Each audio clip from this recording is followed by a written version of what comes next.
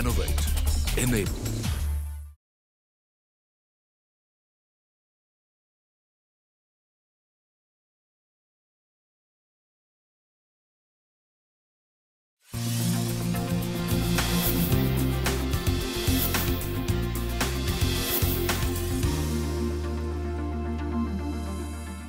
नमस्कार, मी मनुश्री पाटील. महाराष्ट्र अनलिमिटेड मध्ये आपलं स्वागत. आणि आज मी आलेले आहे लोकमान्य टिळक, महर्षी धोंडो केशव कर्वे, रँगलर परांजपे, बाबासाहेब आंबेडकर यासारख्या नररत्नांची भूमी असलेल्या दापोलीमध्ये.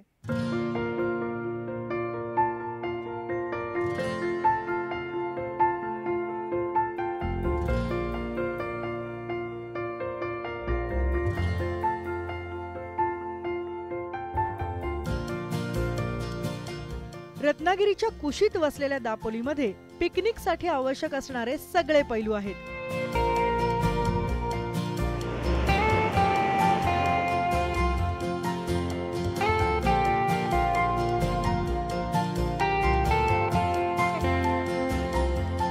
बीच व्हेकेशनसाठी दापोली सगळ्यात जास्त प्रसिद्ध आहे.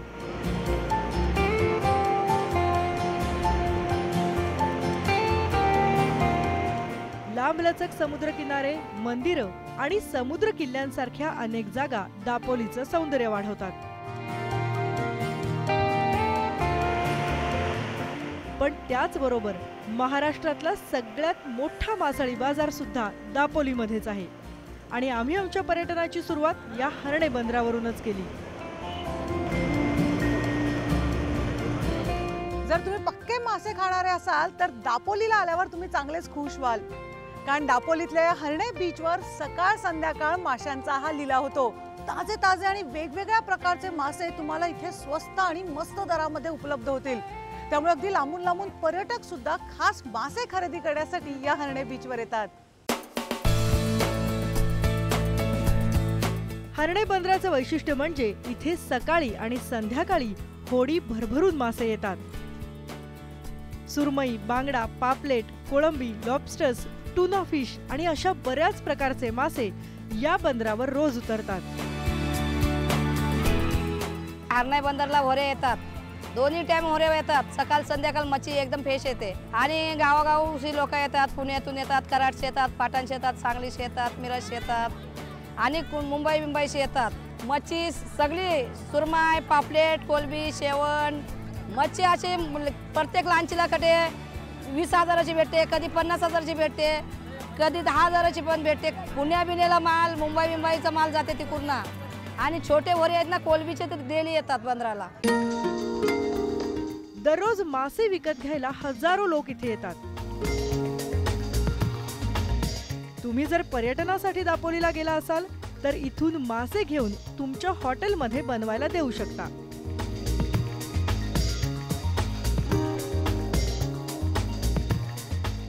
नुसते माशांचे शौकीनच नाही तर माशांचा व्यवसाय करणारे सुद्धा मोठ्या प्रमाणात हर्णे बंदरावर मासे खरेदी करताना दिसतात. या सगळ्या माशांपैकी 80% मासे निर्यात केले जातात. जगातल्या वेगवेगळ्या शहरात या माशांना मागणी आहे. बंदरावरून दिसणाऱ्या या होड्या रोज मासेमारीसाठी लांब समुद्रात जाऊन मासे पकडून आणतात. हर्णे बंदरावरून एक किल्ला सुद्धा दिसतो.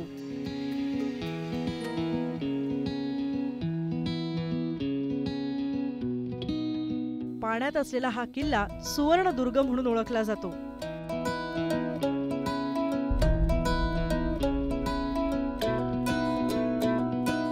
किल्ल्याच्या सगळ्या इमारती आता जीर्ण झाल्या आहेत. पण पाण्यात बांधलेला हा किल्ला पाहताना फारच कौतुक वाटतं.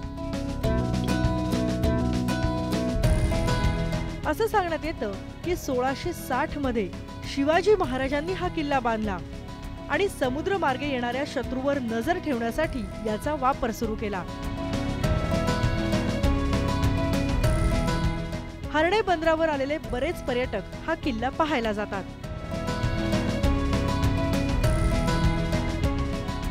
मासे आणि जलदुर्ग अशी एकाच जागेवर असलेली दोन सुंदर ठिकाणं पाहताना मनात प्रश्न येतो की नेमकं कोणाला जास्त वेळ द्यावा.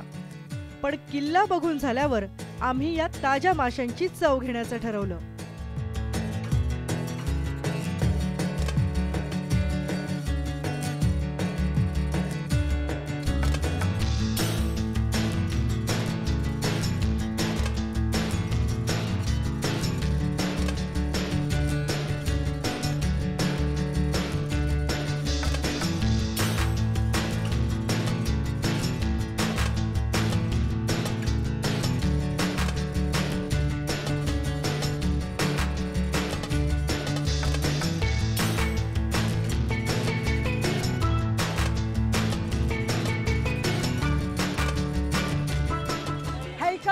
ताजे ताजे मासे बघून माझाही मासे खाण्याचा मोह आवरत नाहीये.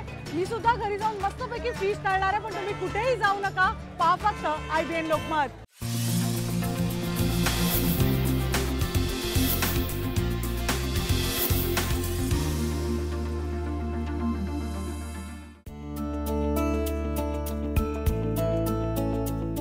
दापोलीमध्ये असंख्य बीचेस आहेत आणि प्रत्येक बीचचं आपलं एक वैशिष्ट्य आहे. पण इथल्या मुरुड बीचवर एक वेगळंच आकर्षण आहे आणि ते म्हणजे इथे दिसणारे डॉल्फिन्स. या दापोलीतल्या मुरुड बीचवर मी आहे आणि या बीचवर तुम्हाला वॉटर स्पोर्टचा तर आनंद घेता येतोच, पण तुम्हाला चक्क डॉल्फिनचं सुद्धा दर्शन होतं. पण त्यासाठी मला अगदी खोल समुद्रात जावं लागणार आहे.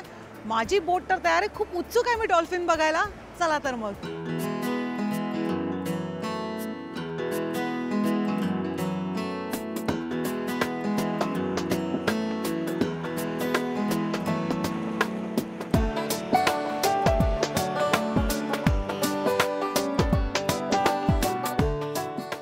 डॉल्फिन्स पाहायचे असतील तर तुम्हाला सकाळी 7:30 ते 9:30 मध्ये मुरुड बीचवर यावं लागेल.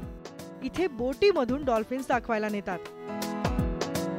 जवळजवळ 1 किलोमीटर समुद्रात गेल्यावर थोड्या दूरवर डॉल्फिन्सचा कळप पोहताना दिसला. हळूहळू अजून जवळ गेल्यावर बोटीच्या चारही बाजूला डॉल्फिन्स पोहताना दिसू लागले.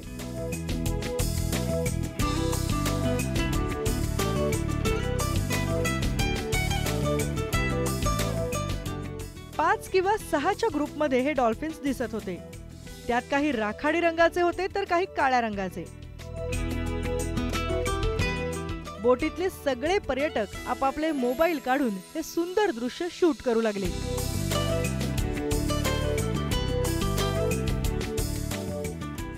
जगभरात जवळजवळ 43 प्रजातीचे डॉल्फिन्स आढळतात. काही समुद्राच्या खाऱ्या पाण्यात राहतात तर काही गोड्या पाण्यात सुद्धा बघायला मिळतात. मुरुडमध्ये दिसणाऱ्या डॉल्फिन्सना बॉटल नोज डॉल्फिन असं म्हणतात. हे डॉल्फिन्स खूपच चंचल, फ्रेंडली आणि ट्रेन करायला अगदी सोपे असतात. काही वेळा हे डॉल्फिन्स बोटीच्या इतक्या जवळ येतात की आपल्याला सहजपणे त्यांना हात लावता येईल. डॉल्फिन्स एकत्र कुटुंब पद्धतीने राहणारे असतात, म्हणूनच ते नेहमी जोडीनं किंवा कळपात प्रवास करतात.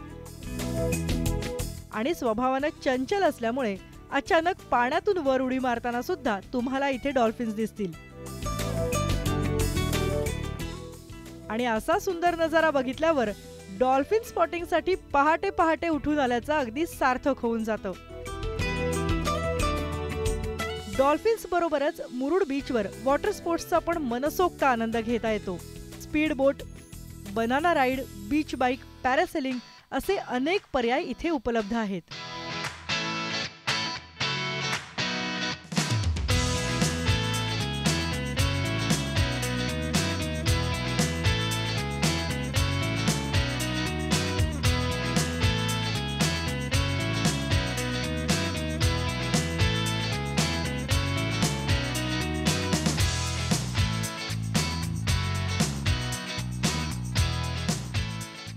या दापोली तालुक्यामध्ये देवस्थानं, बीचेस आणि नैसर्गिक ठिकाणे भरपूर बघण्यासारखी आहेत. इथे आपण पर्यटकांसाठी एक डॉल्फिनसाठी एक सुरू केलेली आहे सफर. पण याचा फार पूर्वीपासून शोध लागलेला असं नाही आहे. पण एक 7-8 वर्षापूर्वीपासून आपण डॉल्फिन चालू केले. पूर्वी डॉल्फिन दिसत होते, पण त्यासाठी जाण्यासाठी किंवा याच्यासाठी पर्यटकांना सुविधा नव्हती. पण ती आपण सुविधा तयार करून आता पर्यटकांना व्यवस्थित लाईफ जॅकेट देतो, बसायला चेअर देतो आणि व्यवस्थित एक अर्धा पाऊण तासाची राईड आपण देऊन पर्यटकांना व्यवस्थित डॉल्फिन दिसतील अशी आपण सोय करून आणलेली आहे. आणि त्यातनं पर्यटक चांगल्या प्रकारे खुश होऊन जात आहेत आणि येणारा पर्यटक पुन्हा आपण डॉल्फिन बघायला या बीचवर यावं असंच ठरवतं आहे आणि पुन्हा आपल्या फॅमिलीला घेऊन येतं आहे. खास या डॉल्फिनसाठी आणि त्याचबरोबर येणारा वॉटर स्पोर्ट्स, त्यामध्ये बनाना राईड आहे, बंपर राईड आहे, जेटस्की राईड आहे, हे सगळं करण्यासाठी हा बीच फेमस झालेला आहे.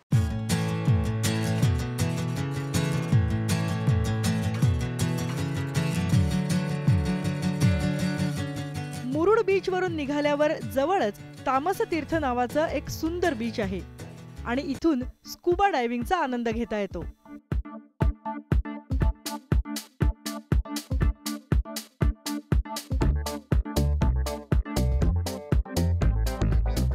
खाली जाते. मला खूप उत्सुकता आहे काय काय मासे बघण्याची.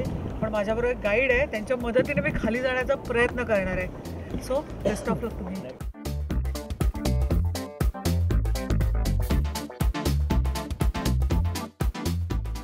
स्कुबा डायव्हिंग म्हणजे ऑक्सिजनचा मास्क लावून समुद्रात उतरायचं आणि 10 ते 15 फूट खाली जाऊन जलसौंदर्याचा अनुभव घ्यायचा.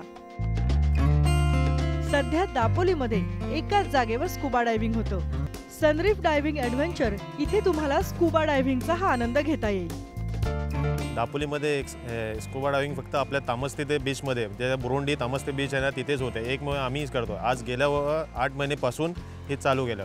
ह्यासाठी केलं की खारी आपल्या तारकली मालवण साईडला ही स्कुबा डायव्हिंग आहे तिथे. पण पुणे आणि बॉम्बे हे लांब पडतं त्यांच्यासाठी. तिथे आपण शॉट केलेले आहे की इथे आपल्या इथे पण येऊ शकते ती public.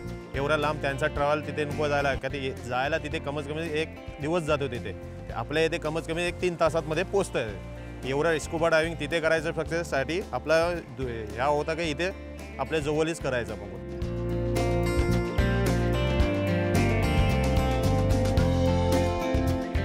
Scuba डायव्हिंगसाठी gear, oxygen mask आणि सोबत एक्सपर्ट असणं फारच महत्त्वाचं.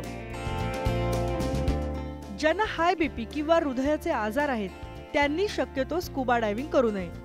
पाण्यात नाकानं श्वास घेता येत नाही. फक्त तोंडानं ऑक्सिजन मास्कद्वारे श्वास घ्यावा लागतो आणि पाण्यात जाण्याआधी याची प्रॅक्टिस नक्कीच करावी. स्कुबा डायव्हिंग सुद्धा पहाटे लवकर करावं लागतं, कारण त्याच वेळी पाणी शांत आणि स्वच्छ असतं. त्यावेळी पाण्यातले मासे आणि कोरल्स स्पष्टपणे पाहता येतात. त्याला काय ते आपण हाय रंगीरंगी मासे पण दिसतात. जसं आपली ह्या हाय तिथे त्याचं पाणी आपली चांगलं मध्ये दिसतो. त्याच्यानंतर आपण त्याचा व्हिडिओ वगैरे करतो, त्याच्यानंतर फोटो काढून देतो. आणि कमीत कमी इथून आपण 1 किलोमीटर आतमध्ये घेऊन जातो. ते पण बोटीने घेऊन जातो. नुकताच सुरू झालेला हा स्पोर्ट हळूहळू दापोलीमध्ये आणखीनच लोकप्रिय होत जाईल अशी सुलेमान यांना खात्री आहे.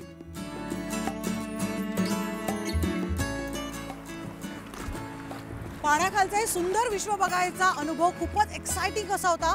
रंगीबेरंगी असे वेगवेगळ्या प्रकारचे मासे बघायला मिळाले. त्यामुळे प्रत्येकाने एकदा तरी स्कुबा डायव्हिंग करायलाच हवं.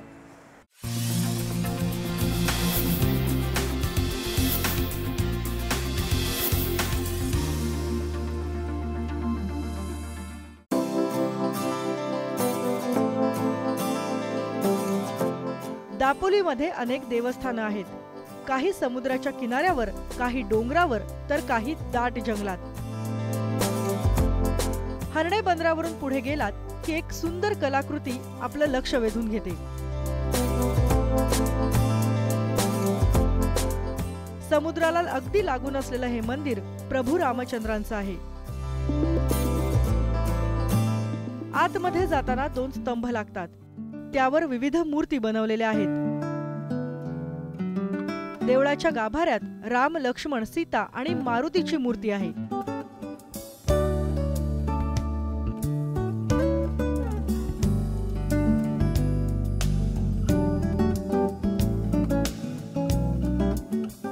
हे मंदिर नवीनच आहे. सुंदर लोकेशन आणि उत्कृष्ट बांधकाम असल्यामुळे बरेच पर्यटक इथे येतात.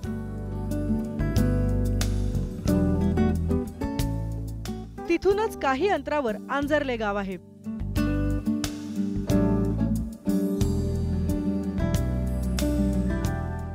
आणि इथला गणपती पूर्ण दापोलीमध्ये प्रसिद्ध आहे.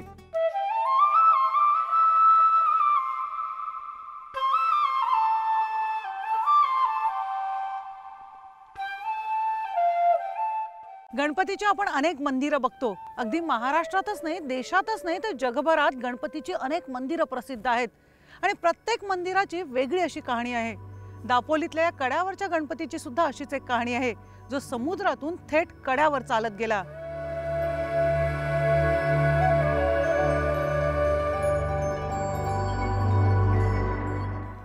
देवळाच्या गाभाऱ्यात गणपतीची सुंदर मूर्ती आहे. डोंगरावर असल्यामुळे या गणपतीला कड्यावरचा गणपती असं नाव देण्यात आलं. असं सांगण्यात येतं की प्राचीन काळी हे मंदिर खाली समुद्र किनाऱ्यावर होतं. कालांतरानं समुद्राची पातळी वाढत गेली आणि हळूहळू मंदिर समुद्रात बुडायला लागलं. त्यामुळे इथे या डोंगरावर नवीन मंदिर बांधण्यात आलं आणि गणपतीला या देवळात येण्याची विनंती केली.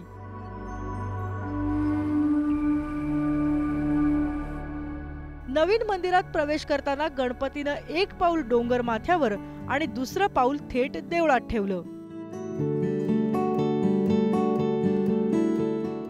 त्या पहिल्या पावलाचं ठिकाण आजही आपल्याला पाहायला मिळतं.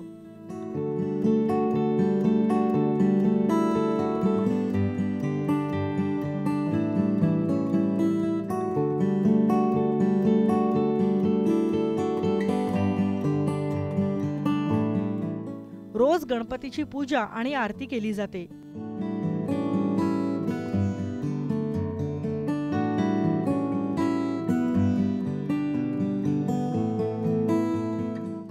याच परिसरात अजून एक मंदिर दिसतं, ते म्हणजे महादेवाचं.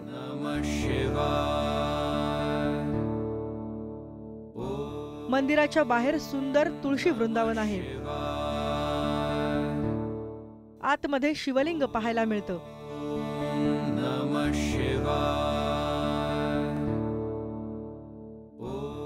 दापोली पर्यटनाला आलेले सगळे लोक या कड्यावरच्या गणपतीला आवर्जून भेट देतात.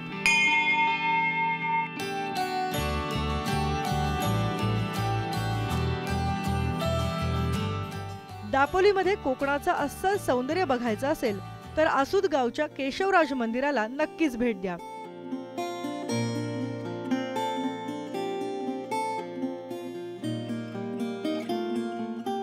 मंदिराकडे जाताना कोकणात आल्याचा सुंदर अनुभव मिळत होता. दोन्ही बाजूला नारळी पोफळीच्या बागा, मधून मातीची पायवाट, त्यावर पानांचा पडलेला खच आणि मातीतून येणारा मनमोहक सुगंध अगदी तुम्हाला गावाला आल्याचा आनंद देऊन जातो. छोट्याशा ओढ्यावरचा पूल पार करून देवळाकडे जाण्यासाठी पायऱ्या लागतात.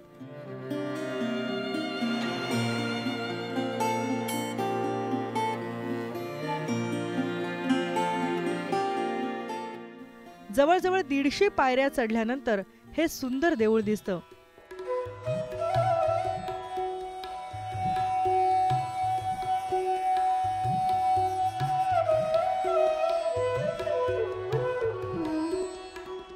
देवळाच्या परिसरात जाताच उजव्या बाजूला गोमुखातून वाहणारा हा पाण्याचा स्रोत आपलं लक्ष वेधून घेतो.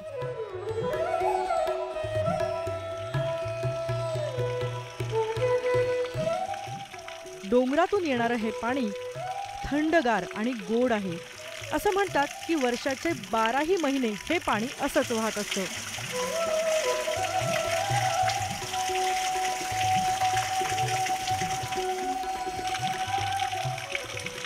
देवळाच्या आतमध्ये भगवान विष्णूंची दगडात कोरलेली सुरेख मूर्ती पाहायला मिळते.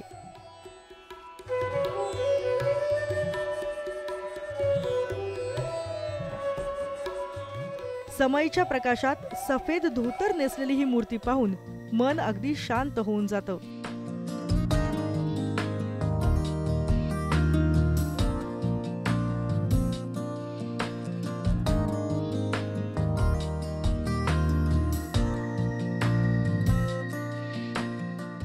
मूर्तीला चांदीचे डोळे बसवले असल्यामुळे विष्णूची नजर थेट भाविकांवर असल्याचा भास होतो.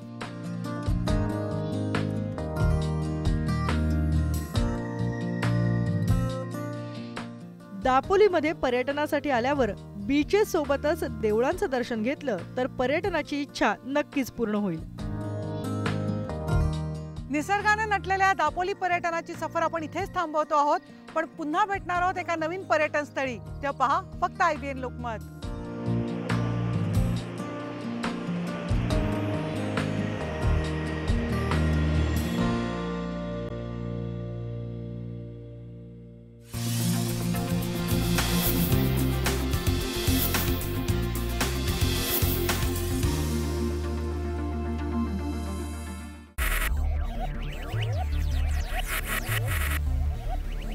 Focus. Ideate. Innovate. Enable.